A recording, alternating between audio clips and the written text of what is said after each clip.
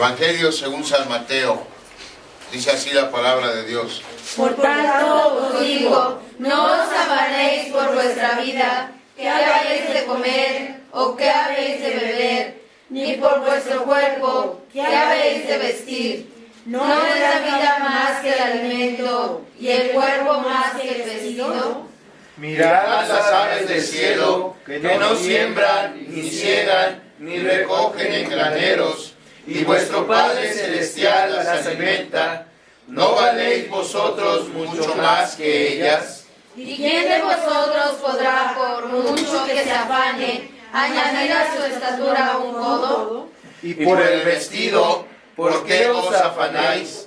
Considerad los lirios del campo, cómo crecen, no trabajan ni hilan. Pero os digo que ni aun Salomón con toda su gloria se vistió así como uno de ellos. Y si la hierba del campo, que hoy es y mañana se echa en el horno, Dios la viste así, ¿no hará mucho más a vosotros, hombres de poca fe? No os afanéis, pues, diciendo, ¿qué comeremos, o qué beberemos, o qué vestiremos? Porque los gentiles buscan todas estas cosas, pero vuestro Padre Celestial sabe que tenéis necesidad de todas estas cosas. Mas buscad primeramente el reino de Dios y su justicia, y todas estas cosas os serán añadidas. Así que no os afanéis por el día de mañana, porque el día de mañana traerá su afán. Basta a cada día su propio mal. Amén. Bien, hermanos, llegamos al final, a las últimas horas del año 2012. Los mayas este año probaron con su fallida predicción de el fin del mundo una verdad bíblica más, que nadie sabe ni el día ni la hora cuando el mundo como lo conocemos se va a acabar. Nadie, excepto Dios. Amén. Y ahora que el mundo no se acabó, pues tenemos que preguntarnos qué nos va a traer el 2013 que está por iniciar. Las predicciones de los expertos en economía no son muy halagadoras. Los dirigentes del Fondo Monetario Internacional, la gerente del Banco Mundial, están temerosos de que las crisis que enfrentan la mayoría de los países en este año alcancen su punto máximo y eso nos lleve a nivel global a una época de dificultades que no tiene precedente en la historia moderna. ¿Qué tanta razón tienen estos expertos? Bueno, en unas pocas horas nos vamos a empezar a dar cuenta de cómo se irán dando las cosas en nuestro mundo durante el 2013. Pero el propósito del sermón que tengo para ustedes esta noche en nombre de Dios no es preocuparlos o ponerlos tristes, al contrario, Dios quiere que estemos animados. Ya hay bastante pesimismo a nuestro alrededor, así que lo que quiero esta noche es traer a nuestras vidas optimismo bíblico, y de eso vamos a hablar, pero vamos a orar antes de continuar.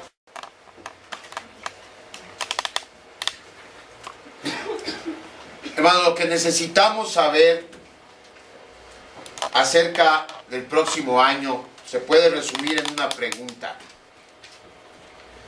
¿Va a cuidar Dios de nosotros en el 2013 o no? Esa es la pregunta que puede sumarizar todas nuestras expectativas para el 2013. ¿Va a cuidar Dios de nosotros, sí o no? Sí. Porque si sí, entonces en realidad no hay mucho por qué preocuparnos. Pero si no, hermanos, estamos en graves aprietos y tenemos un montón de cosas por qué preocuparnos. Si somos honestos, debemos reconocer que al procesar esa pregunta en nuestra mente, nuestra primera reacción es la que ya expresamos. Sí, Dios va a cuidar de nosotros en el 2013. Pero inmediatamente nuestro corazón se sobresalta con preguntas como, ok, Dios me va a cuidar el año que entra, pero ¿cómo le va a hacer con lo que debo? ¿Cómo me va a encontrar un trabajo? ¿Cómo me va a ayudar con mis problemas familiares? ¿Cómo me va a ayudar con mi enfermedad? ¿De verdad Dios se irá a encargar de mí el año que entra? ¿O voy a tener que hacerle y buscarle por mi cuenta cómo arreglármelas? De modo que es claro que la pregunta sobre si Dios nos va a cuidar o no, no es una pregunta académica, no la hacemos para saber qué tanto sabemos. Es una pregunta vital, porque atañe a cada una de nuestras vidas. Afortunadamente, es nuestro mismo Señor Jesucristo quien contesta esta pregunta para nosotros. Y lo hace de una manera tan clara, hermanos, que no deja lugar ni a malos entendidos, ni a malas interpretaciones, ni a especulaciones. La respuesta viene en el pasaje que leímos hace un momento en el Evangelio según San Mateo. Este pasaje que registra parte de lo que se conoce como el Sermón del Monte. Un sermón que empieza en el capítulo 5 de Mateo y que termina en el capítulo 7. De manera que este pasaje que leímos se encuentra justo a la mitad de ese Sermón del Monte.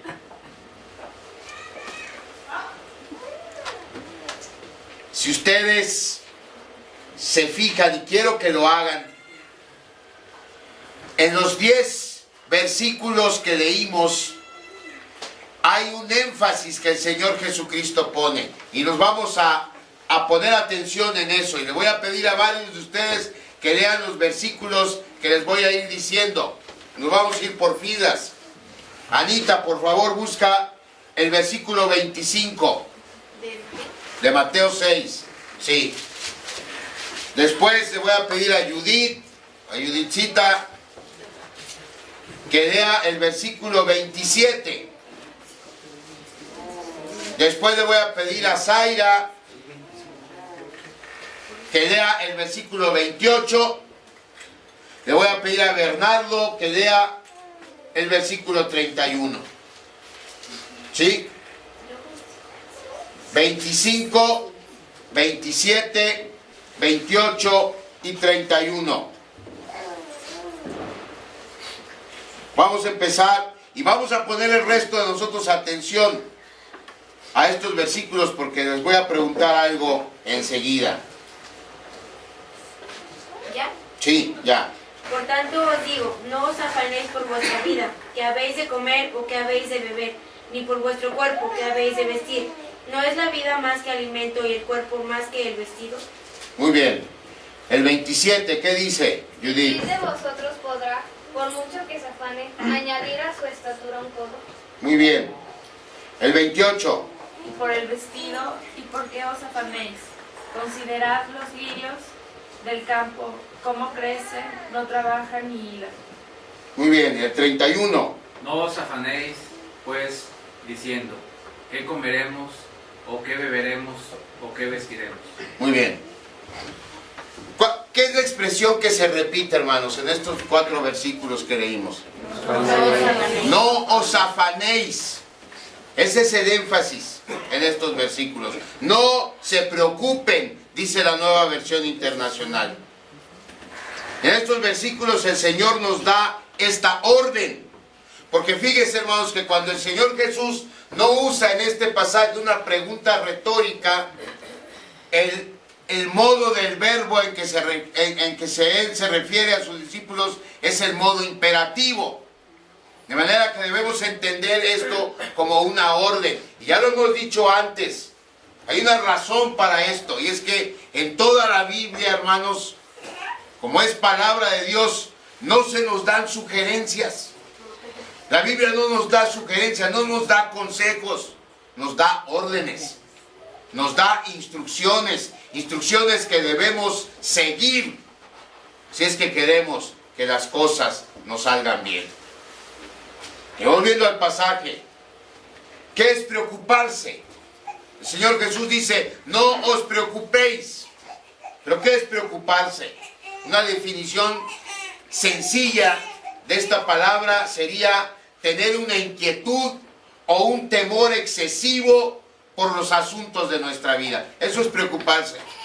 Tener una inquietud o un temor excesivo por los asuntos de nuestra vida. Aquí la clave de esto es la palabra excesivo.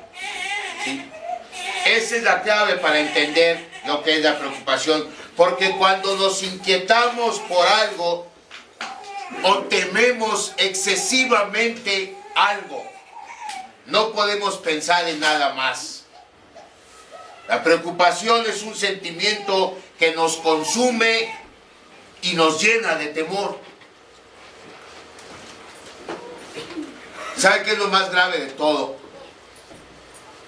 Bíblicamente, la preocupación es un pecado. Cada que nos preocupamos, pecamos. ¿Por qué? Primero, porque desplaza a Dios de nuestras vidas. Cuando nos preocupamos, actuamos como si Dios no existiera. Actuamos como si pudiéramos resolver nuestros problemas nosotros solitos. Por eso es un pecado, en primer lugar. Y en segundo lugar, es un pecado porque nos distrae de las cosas que de verdad importan. Y no estoy diciendo que nos volvamos irresponsables, que vayamos por la vida adquiriendo compromisos o evadiendo compromisos sin ton ni son, a diestra y siniestra. No es lo que estoy diciendo. Pero ¿cómo podemos saber, hermanos, cuando una legítima inquietud o temor por lo que sucede en nuestras vidas se convierte en el pecado de la preocupación? Aquí le van 3 pistas. 3 síntomas de que no estamos inquietos de una manera normal, estamos preocupándonos. Primero, cuando lo que nos inquieta es lo primero que pensamos cuando nos levantamos. Y lo último que pensamos cuando nos vamos a dormir, estamos preocupados. Cuando alguien nos está hablando y nuestra mente está lejos, pensando en esa inquietud que tenemos o en ese temor que tenemos, estamos preocupados. Cuando estamos conversando con alguien y no viene ni al caso, y nosotros sacamos el tema que nos preocupa, estamos preocupados. ¿Cuál de estos 3 síntomas tiene usted? Se lo dejo de tarea. Pero viéndolo así, tenemos que reconocer que la mayoría de nosotros nos preocupamos más de lo que quisiéramos admitir.